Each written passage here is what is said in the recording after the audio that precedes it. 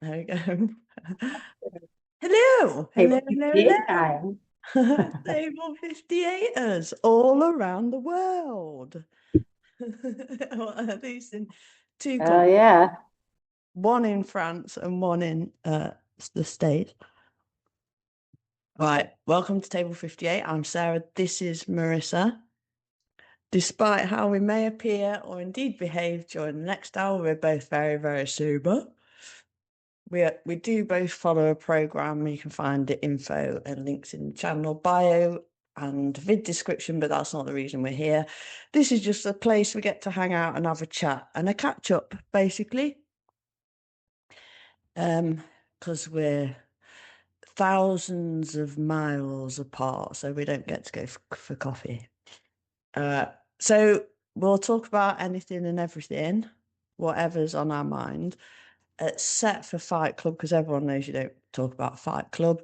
And anyway, it's something everyone needs to experience for themselves. We might joke around, we might get deep and meaningful, we might cry, swear, mention God, whatever, whatevs.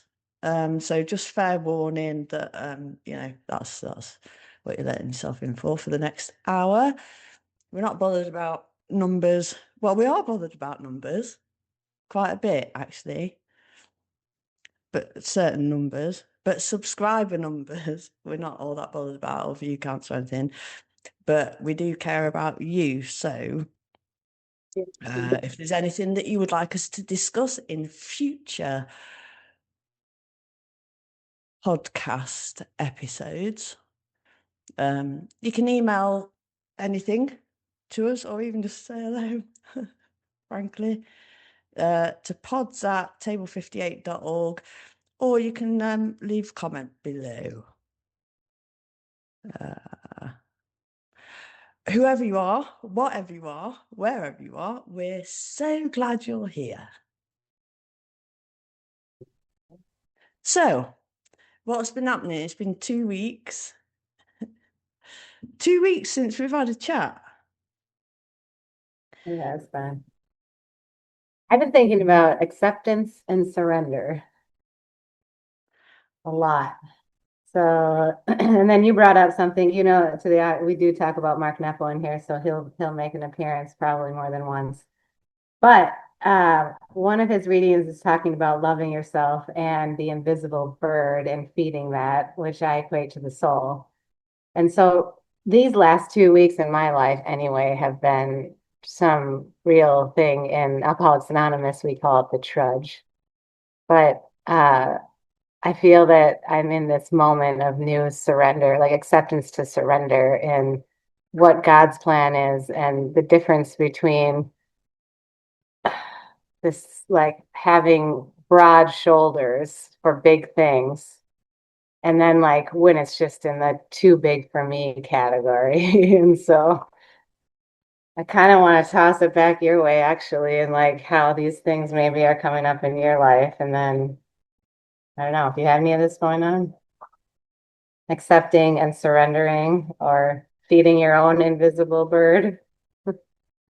Yeah. Now that I kind of understand a little bit what that was, because I didn't get it to start with. The invisible bird being the soul, and like when you were saying about it's like looking at the back of your head. Alan Watts says something similar. It's like you can't bite your own teeth or something like that. And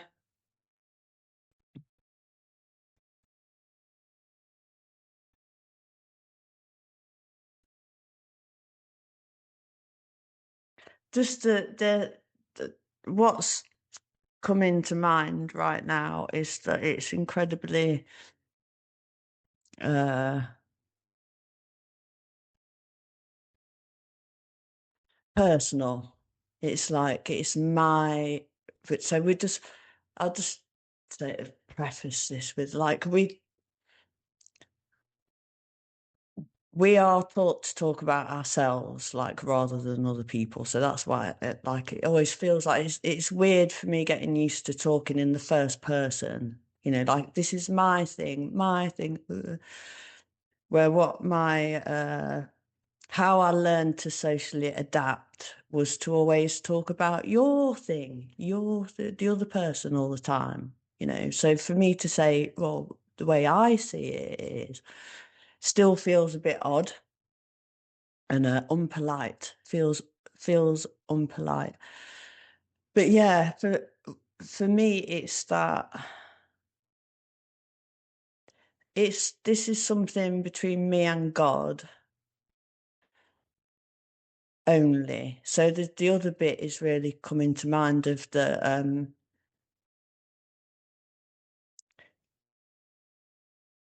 being alone or not alone. See, this is why I'm not really good at the so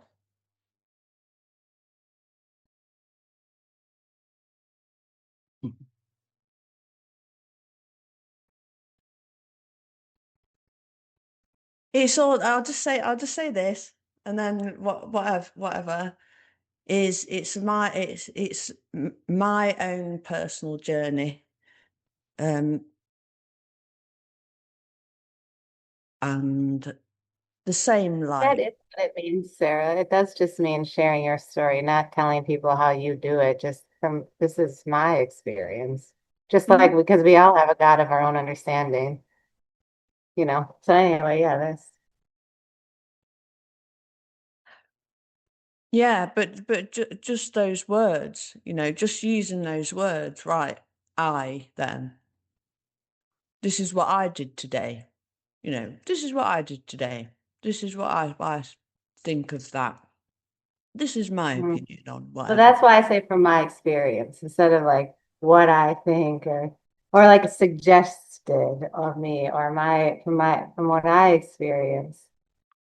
But it's different for everybody. We've been reflecting on this a little bit in our voice memos back and forth, that it's not stated for you to necessarily. Some basic things were taught through the big book that I do think have been extremely influential in my own uncovering and discovery of self. But the part in between the claps that I do outside of the guidance from sponsor or conversations with other people in AA or in my community, those still I weave my own experience into them. So it's the stories that I think we share that unite us, and not intended to have you do it in my way, just to share how it is working from or how it is be alive in me or act how it's moving to and through me basically. I kind of view it that's my experience anyway.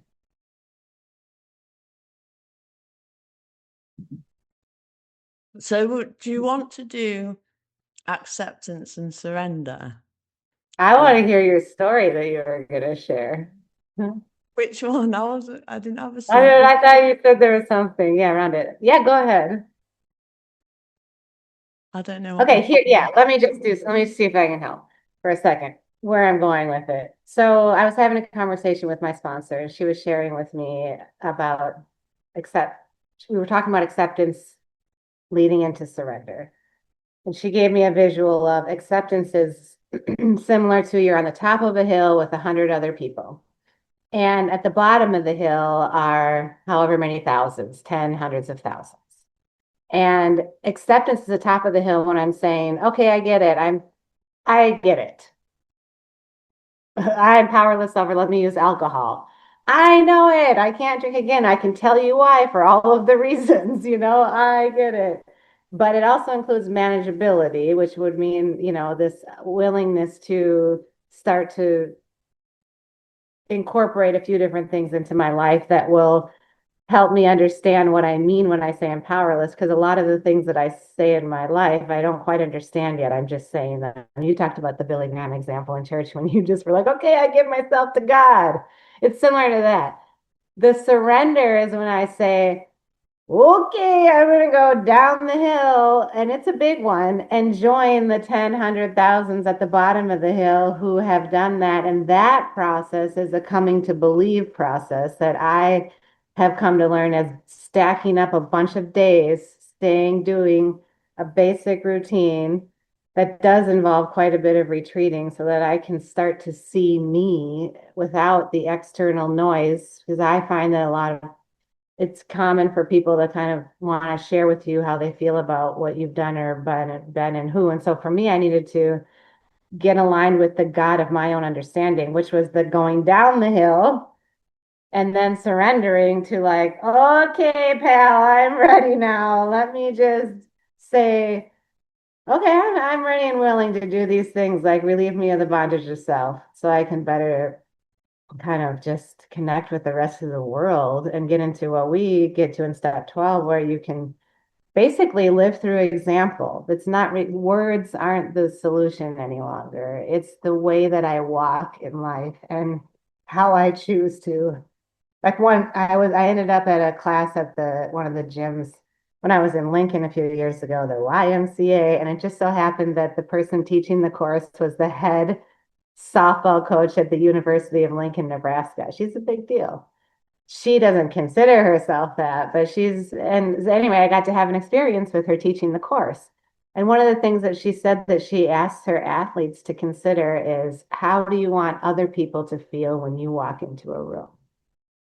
And it just hit me like, oh, because I can see myself plenty of times. I go places with purpose and I can walk quickly and I kind of have a little bit of a heftier walk. And I'm just like, and I can lose sight of the fact that there are other people working at different paces at different points in their day, in their life. And so, remembering like to take a breath. The reading from Mark Nepo talks about this today. And that when I'm feeling rushed, that is my most the bell saying, okay, it's time to pause a little bit and just do a slow down. It's a great indicator to just check in. And so that is kind of the acceptance to surrender that's been on my mind. And a question got brought up. I work at a Catholic-based institution, and there was a nun who was leading a session on, I can't recall the topic, but anyway, the question that she asked us was what we think about acceptance. And it was we all reflected on it. And just one of the things that comes to mind for me is in this 4.5 years of working on this with God, really like understanding my relationship is to really I do feel quieting. There's just been I think acceptance right now is acknowledging that there is a whole lot inside of me. There's been a whole lot of big things going on, and that I'm probably not the best at feeling comfortable sharing what that is, or actually not even, yeah, that for sure, feeling comfortable. Because I really know that speaking of acceptance, I have from the God of my understanding, acceptance is I trust God. I'm exactly where I'm supposed to be when I am in that place. And so there's nothing to fight for me in my life anymore. And I think going down the hill for me is this new, different kind of surrender, and that this stuff is big. And I think what I'm coming up again is in particular is like wanting specific people. I'm gonna call it a mother to to like understand what's happening here, or like want to integrate into what that is. And so this release of the surrender, and that it's just God and it's okay. This human form of me looking for comfort is not even what my soul yearns for. But detaching from that thought process that has been such an integrated part of my life is is I guess tied with a bit of grief, and watching people around me be eliminated. The people in the people in I live in Minneapolis, the people in St. Paul, but the people in my community eliminated, the times I've been eliminated, and to surrender to that, that's God's work. That is God looking out for me. That is God's protection. That is not a punishment. That's a whole and this wrestling inside of me and like, how much are you expecting me to carry? I was going to use the word bear, but because it's not a burden. And so I refuse to sit in it, but I'm not quite sure how to completely. I mean, I think this is where the day stacking is completely essential, and that I don't drink or use any mind altering substances to help. That I stay in my, I do need to eat particulate foods that are nourishing to me. That's valuing my soul. This is the invisible bird, like feeding that Mark Knepfel talks about, like being willing to just say, it's not to be understood. Going back to what I said, like my mom, for example, it's not my purpose is not to be understood. And when the more I can release that, but it comes with forgiveness. It comes with a lot of like no self-seeking and no self-pity because there have been moments when I refuse to do it. I don't even want to say it out loud, but I'm going to. Is that this is what I think I need to say out loud. It's okay to say it out loud. Like, what the fuck? Like, what are you expecting of me? You know, like, when do I get to breathe? And then I automatically get sent, well, did George Floyd get to breathe? Did whoever get to breathe? You know, and so I'm trying to work through this. Like, it reminds me of this message I got sent. I think one of my struggles my entire life is that what I am experiencing is not even close to the level of what you are. And a reflection that I received like 20 years ago from a licensed therapist was like, it's not, it's not a competition. You know, it's not, no one's is more or less. That is something to release. But I am suffocating over this right now. And I also had a therapist tell me I'm a master shover of feelings. And I'm like, I guess maybe that's like what I'm looking at and able to now work through it and make this new surrender. And there have been so many in my process. And so to just really stay away from when do I get to breathe, but also like it's okay to say that. It's okay to just be like, it's a lot. And if you and I think the hardest part for me is like, it's okay if you don't understand. And it doesn't mean I love you less. It doesn't mean I just my where I'm at in my life is something that if you're able to meet me here, just like I meet you, like that's wonderful. And if you can't, it's okay. It's not a reflection of you being anything, any adjective. It's not.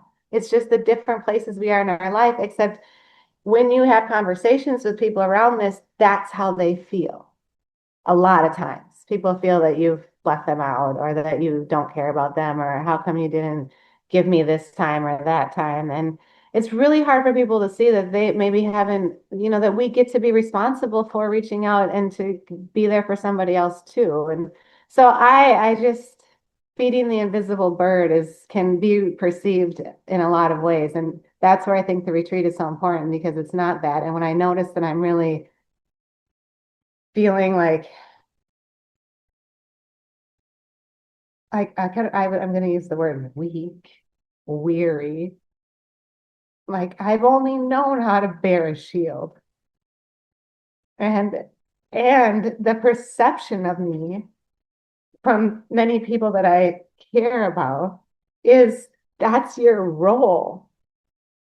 And so when you make hard things look easy, you're also a target. So a lot of what you go through is this like it feels unbearable, but I know it's not. And so I don't know. I'm just in this wrestle right now with that release because I know the truth that I have God all around me.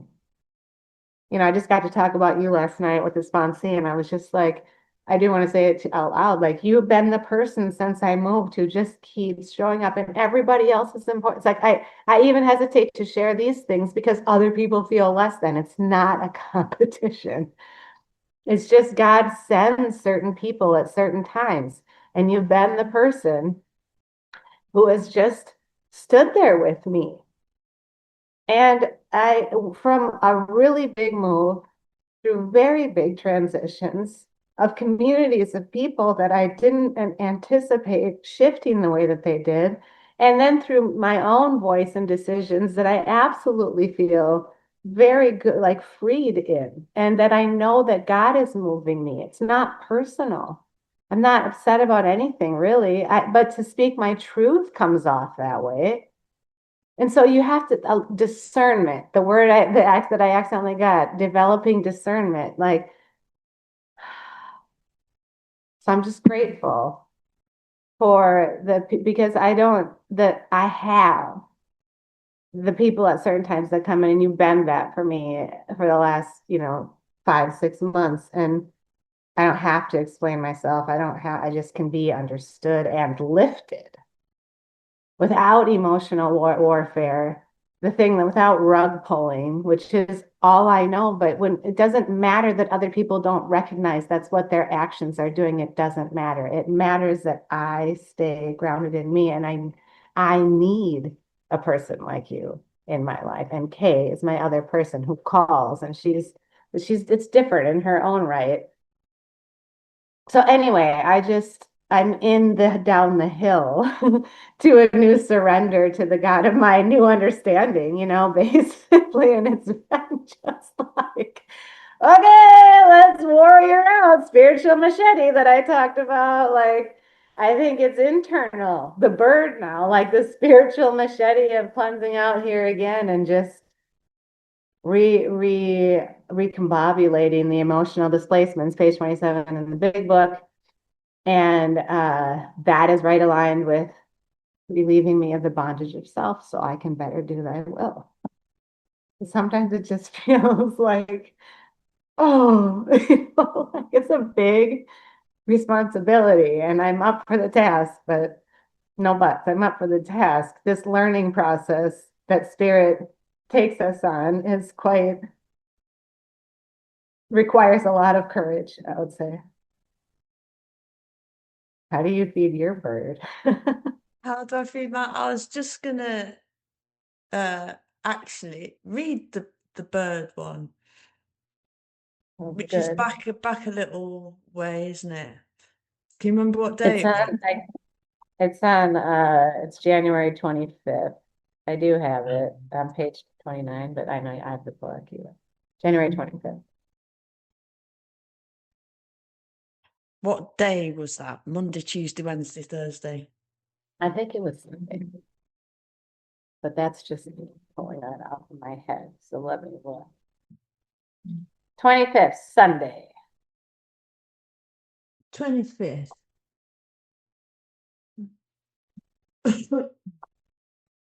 I'm gonna blow my nose on camera. Is it? Is it? I just did. Um, it's called Loving Yourself, isn't it?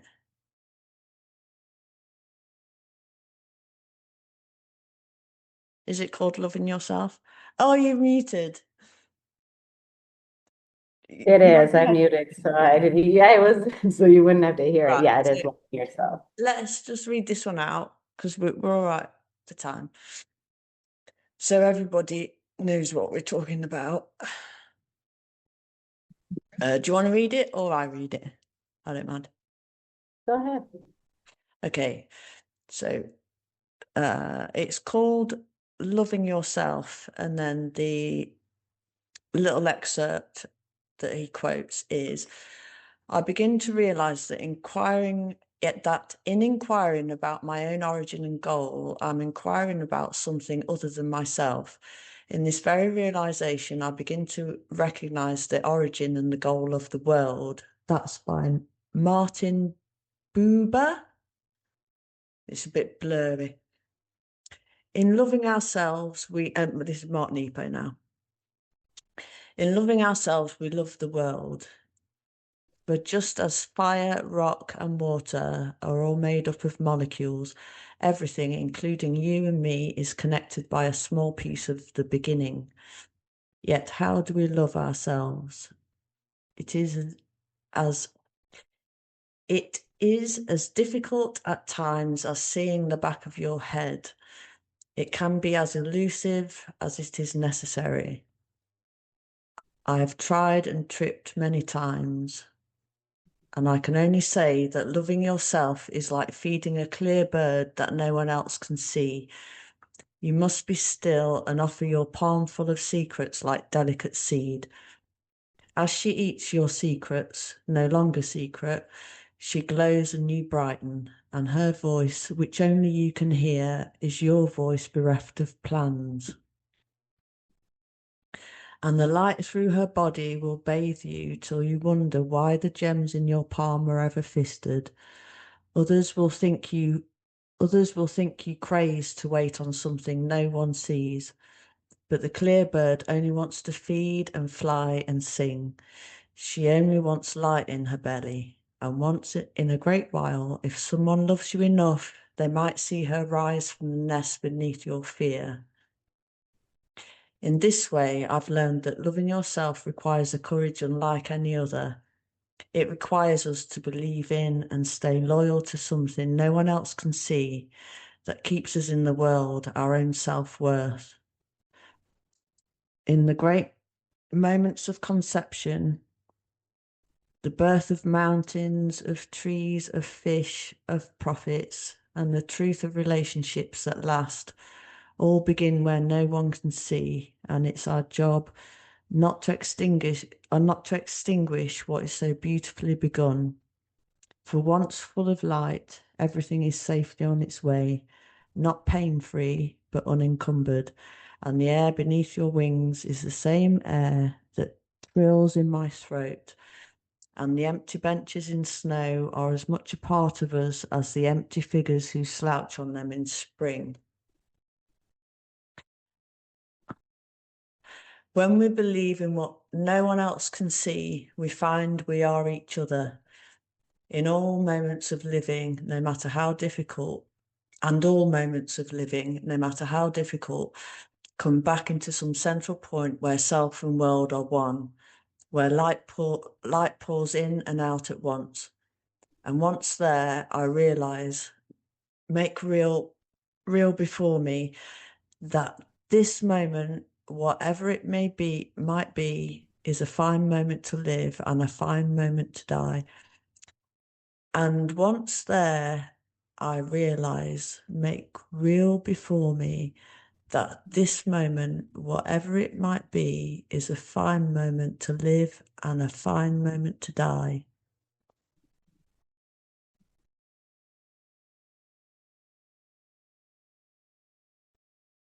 So, and the kind of practice exercise at the end of this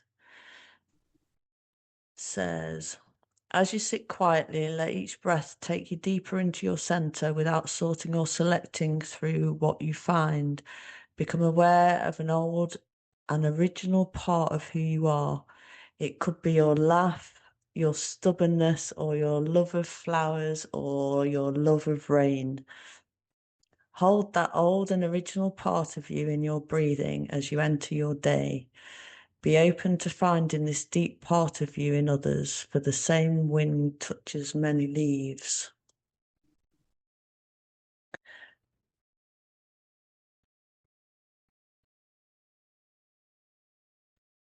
So we were talking about like the clear bird.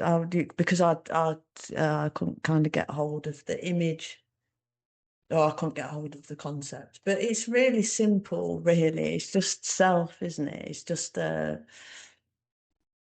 It's just us. It's like soul, and we are, all souls are connected.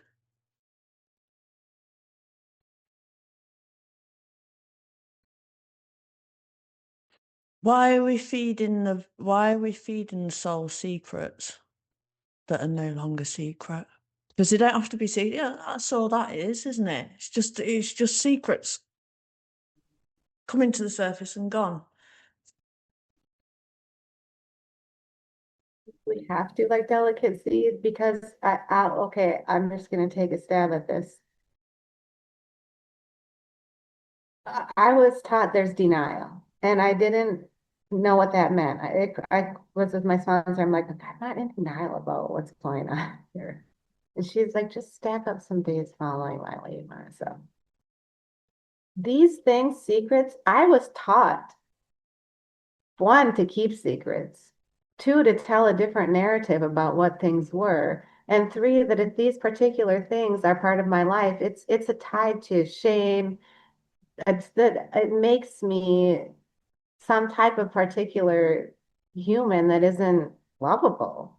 And even I was taught that that's the kind of God I have, who's, and that isn't real. So delicately offering a secret so that I, like a delicate seed, the palmful of them, and then as you eat them, meaning as I give them and share them, I can then see that it's actually I glow like that is wasn't real. And I may not even have what I was taught, how I was taught, once it was revealed to me that I can learn who I am in a new way. It does feel like that, like I've kept things. Or it feels like I'm going to get, and also Yeah, people yeah. get punished for telling the truth. So we keep things, but it's not, but anyway, so learning that, yeah, getting that to speak truth. I don't have to hold on to things that actually creates illness inside of us when we're just keeping things that have no need to be behind a closed door. I don't like the word should. If I'm doing something that I need to hide, that is my in call. Oh my gosh, my ear just started ringing. That is my call to not be doing it. It's very simple, And once I received that too, I was kind of taught to do things in secrecy. That isn't a teaching I want to, anyways, like I said, it just creates a big disturbance inside my whole system that leads to illnesses. I do believe that is true. You have the book. Anyway, I forgot the name of the Jane, whoever the book. It's about food and things like this. But I'm just saying, I do believe that the Barbara things in O'Neill. yes, Barbara O'Neill. Thank you. Yeah. Anyway, that's what I think about that this piece here.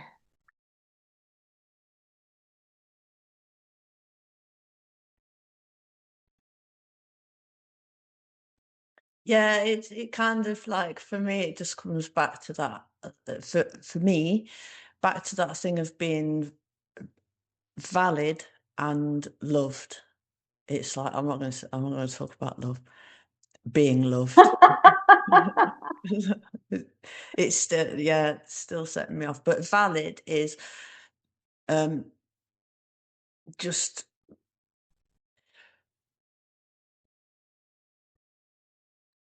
learning to repattern the thing of no, my whatever, my experience or my approach or my belief or my, anything, uh the way I choose to live or whatever is just as valid as the next person's, whoever that the next person is. And that is my God-given right for me to follow that course of action. So it doesn't matter if people don't understand it, or if whether they agree with it or they don't agree with it, or I'm misjudged for it, uh, whatever. And that's the kind of like the individual relationship with God. I stand in. This is all about God today, but I stand in the authority of God. This is all between me and God, and that's it.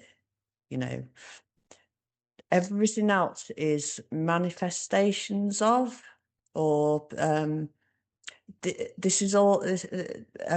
Every person that I meet to speak to today uh, is all part of a loving gift for me. You know, and but it's all like the number one thing is the relationship with my God, of my understanding, and that is the thing that's my business. It's the root of everything. So all the rest of it is like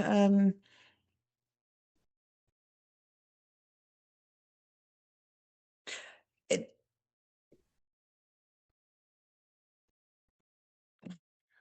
it was it was it was Toto the dog, the simple dog character in The Wizard of Oz who grabbed hold of the curtain when you know, of the great mystical Wizard of Oz, pulled the curtain and revealed the truth, which was he was this little guy with a load of hogs and stuff. And it was the dog that did that, you know, the simple dog. And my dogs are really simple, their needs are really simple, and that's and I love being around them because as long as they uh as long as they have my company, they're happy, you know, most of the time. When they're hungry, I feed them, and when they're, you know, and I know the things. I know the things to make them happy, to keep them uh, contented, you know. And it's dead simple. Like when it comes to people, it's way more complicated. It's way more dynamic, and that's how it should be. It should be as well. Humans aren't dogs. We're not dogs. You know, we're not the we are something else. And I think that in another Mark New posting, he's talking about how rare it is to be a human on this earth, in this earthly realm right now. This is actually a rarity. And I think that possibly, well, no, I believe strongly that human people are the most valuable thing in this realm. Like, and the most valued by God as well. Everybody is. This this is what all of this is here for. You know, is for us humans who just happen to be here. This you know the us being here right now is a complete miracle. Us being able to communicate right now is a total miracle. You know, a miracle of us being created, and that the feeding us the with the clear bird, the one that that really is in my mind is that is the alone one, which nobody's gonna like know, but so the importance of being alone, being alone or being with each other. And when we're with each other, we're like completely, utterly with each other, for each other. Like it is the two souls or the 500 souls or whatever there for each other. But there's times when we have to be completely, utterly alone with God. Like, you know, totally. And those time and one of my mantras, what would Jesus do? Jesus used to take himself off. He'd just fucking leave all his disciples. He'd just done a great big, you know, big meeting where thousands of people come to him, and then he just performed a miracle on that, and then he'd just fuck off somewhere. He'd just go, you know, Yeah. I don't mean to be that, but he would. He'd just No, because you have to refuel after doing something like that. You do. Yeah.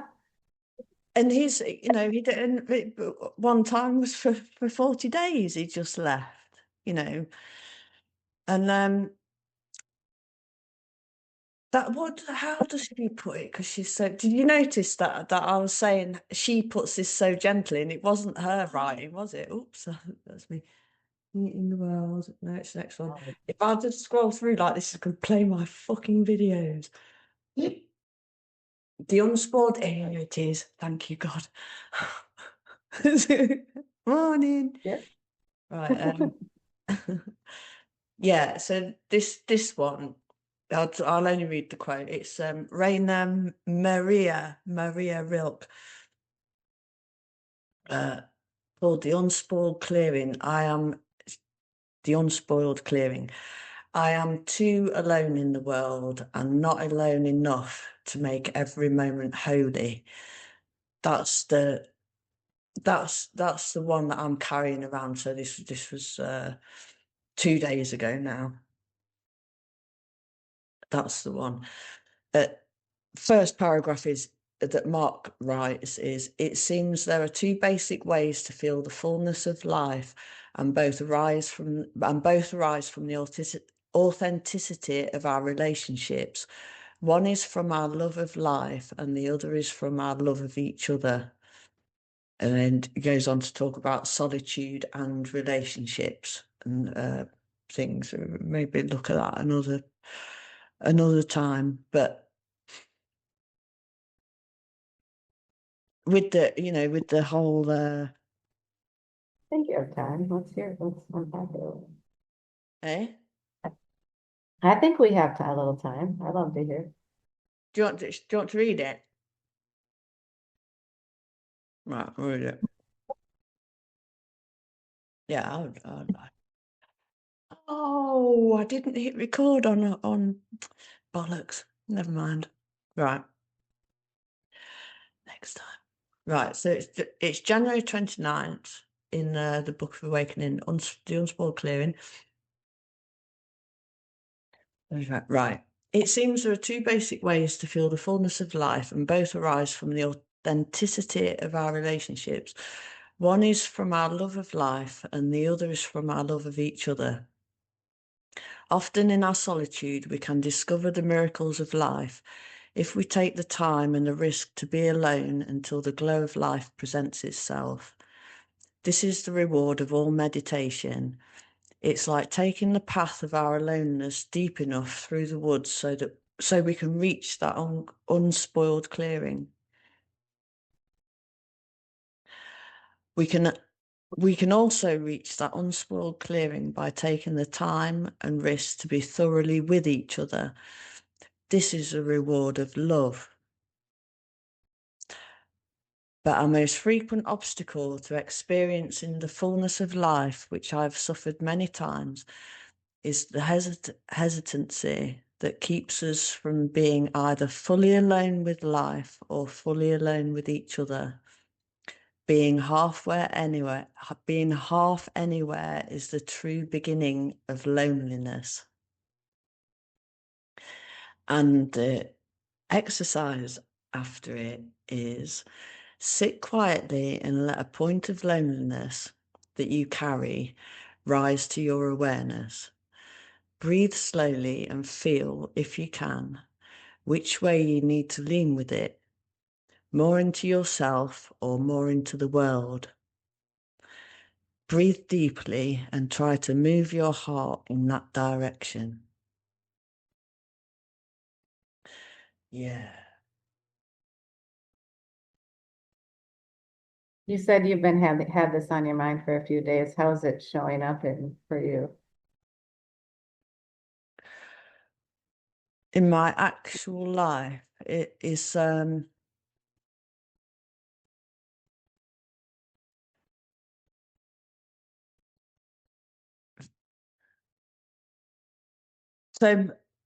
my days have been full. And today just turns out to be fairly full as well, not as full as the rest of the week. But the hours that I have had, first thing in the morning,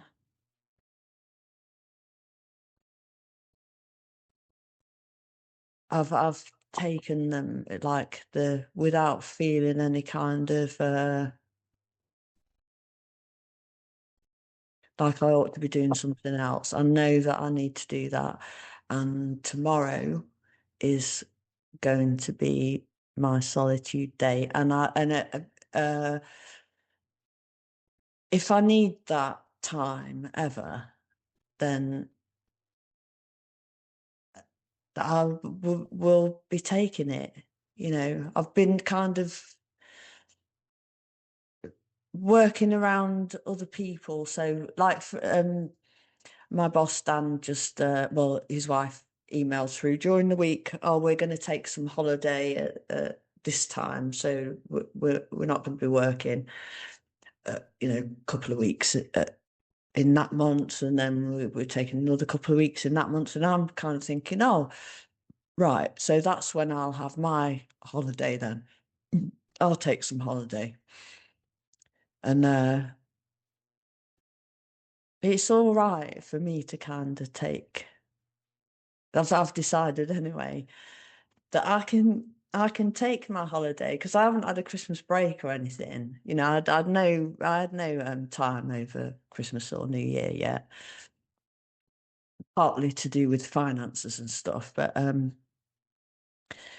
when I am able to, I need that as well. I've heard you say that, that you need the uh just time out from everything to refuel and everything. And so do I, and I've done it in like loads of different ways. I just kind of not been available to anybody for weeks at a time, and it doesn't, and it's generally kind of been depression or whatever. And now it's like I just feel like I don't need to be in a depression to have time out for myself. I don't need to be in a state where I really can't see anybody or talk to anybody because I'm too depressed or I'm tearful or I'm in a real miserable state or whatever. I can just have that and it's fine. It, and that's what Jesus did too. So it's totally fine. It's like it's 100% fine. Yeah.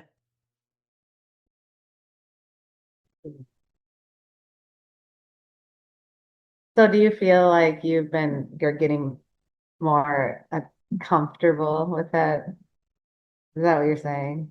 Or am I Yeah. hearing you Yeah. this? Yeah. Feeling more Uh, aligned in what the truth is of yeah. your time away. But that's an evolution. That's a huge. This is what happens when you start healing, you know? Of course, we stop drinking, but then there's a whole new part of learning how to live in a new way, which I think what you're talking about is self-care, self-love. Yeah. Like not attaching quiet time to I must be depressed or it was that or maybe that rearranging the emotional displacements, like realigning what really is the truth around your time away. It's to refuel and reconnect with God, you, self, the And clear bird. instead, my neighbour hasn't contacted me either. The guy who was without his car, who I was taking shopping several times a week and things, and yeah, there's been no contact whatsoever. We were talking about dragons on the last episode Yeah. at the end. Yeah. So and before I would have been feeling like I'm letting him down or I should. Yeah, there he is. Since you said it. And now it's just I'm just happy that I've got that extra time then. It's like fine. I'll just go with it. Whatever. I don't feel the need to kind of orchestrate things so much. It's like, oh yeah, all right then.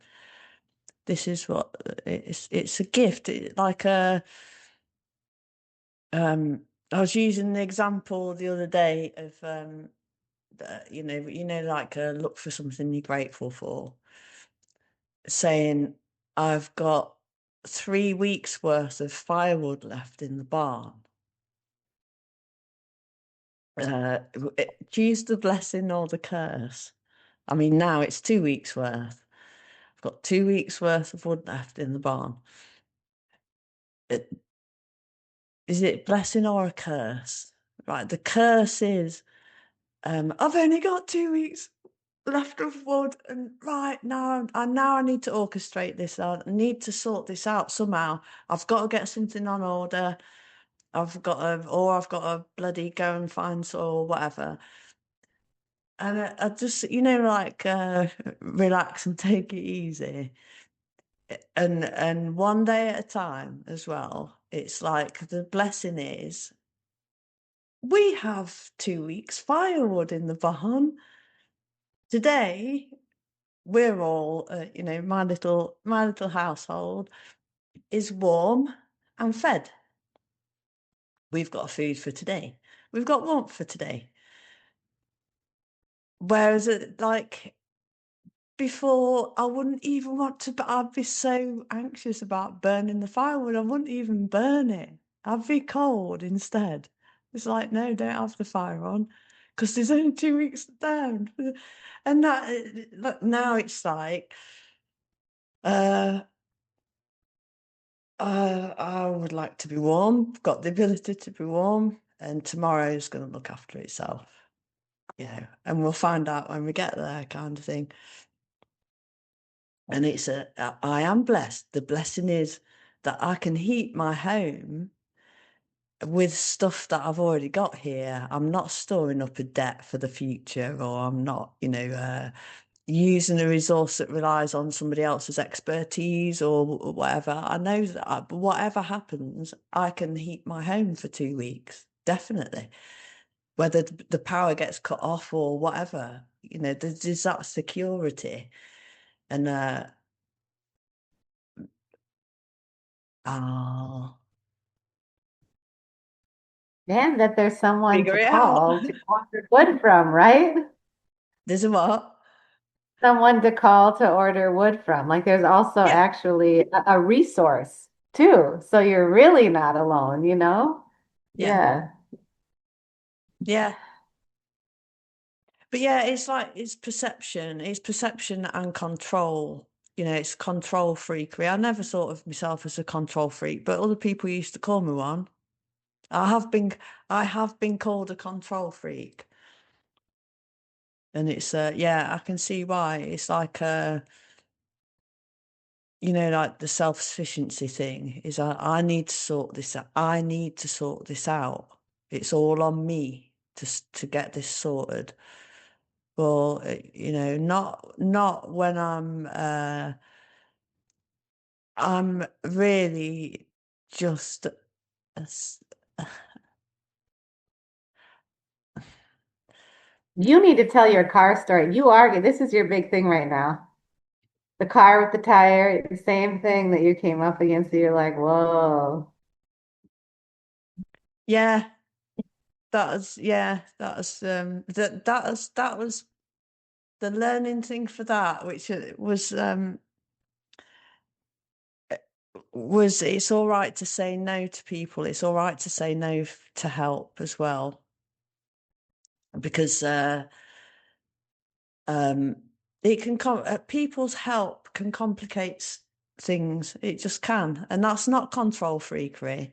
That's just true, And it did complicate stuff. It's all resolved now. I have new tires on with the help of my boss, who's paid for them for me.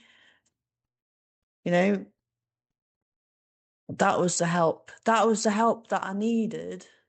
And I did turn him down. He did offer. He said, "Right, come on, what tires do you need, Sarah?" While we're in the van working, I said, "I don't know, Dan. I'll have a look when it. Right, we'll go home. We'll get your tire, and you should have it in the boot of your car anyway."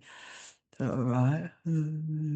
I said, "It's all right, Dan. I can sort it. When I get some money in, I'll have some money at the end of the week. I'll get them. I'll sort them." No, no, no. That's right. We'll go home and check your tire. So we drove back to mine just so that I could get the thing, so he could see the number of the tire. He rang the garage and said, "Right, have you got blah blah blah tires in? Right, can she come in today, this evening?" They said, "No, no, it's too busy." "Right, can she come in tomorrow?" "Right, yeah, yeah, right, you're all booked in." when we get home, then he rang his wife. Wife, I won't say her name. He didn't say wife, he said her name. Give Yeah. me, so many euros in cash, put it in an envelope, please. We'll pick it up before Sarah goes home. Right. And I didn't, I resisted that. But I was really grateful, actually, and I said thank you to him because, I've said thank you a couple of times because he did help me out he bailed me out basically. And then the day when I just needed cat food, everybody else had food, bar the cats, and I borrowed my Laurent's car. Said, Laurent, can I borrow your car tomorrow morning to go get cat food? And he said, yes, you can. Putting, he was working on it. He said, you can have it at 10 o'clock. So I was like, right, thank you. That was the help I needed. That was,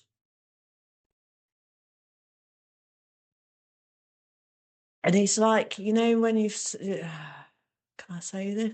When, I'll just say it anyway. When people ask you to be a sponsor, for example, and you said that, I think your sponsor had said, just because somebody asks you doesn't mean to say that you have to say yes. You can, uh, you don't have to like help in every single situation, kinda. Um, we don't have to receive help in every situation either. If it's not the right help, people do naturally kind of say, "Oh, I can come and do this.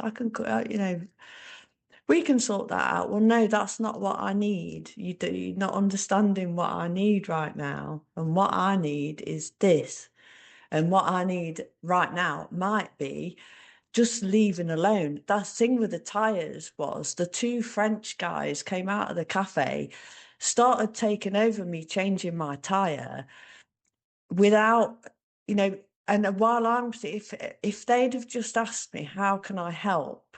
I'm trying to think in French as well, spur of the minute. If they'd have said, how can I help? I could have said, you can just not talk to me for 5 minutes while I try and remember the little quirks of my car. And there was something 3 months ago when I took that very same tyre off that I knew I had to remember. And one of them was, I've been rounding off they've already rounded off, and I've been making it worse, rounding off the wheel nuts.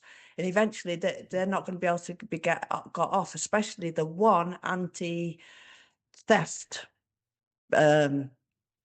nut on it, which has got a special little key. There's a certain way that you've got to put the tire iron, and I put a little sticker on it with the number 1, and I'm looking at this tire, not a tire iron, but you know what I mean, don't you? The thing. Why did I put that little sticker with the number 1 on it? Why don't I? Meanwhile, the guys are going, what happened here? And I'm going, got a flat tire. Oh, how did that happen? Did you sing? Oh, have you got a? Come here. Have you got a spare? Yes, I've got a spare. Have you got sing? No, no, no, no. Just leave me for a sec. So in the end, I just gave in because the lad, what he wanted to do was show that he could change a tire super fast. So he's doing it super fast for me. Brilliant, but that wasn't what I needed, and I didn't want the nut rounding off, and I didn't really, or they could have helped me, but they needed to just hang on a minute.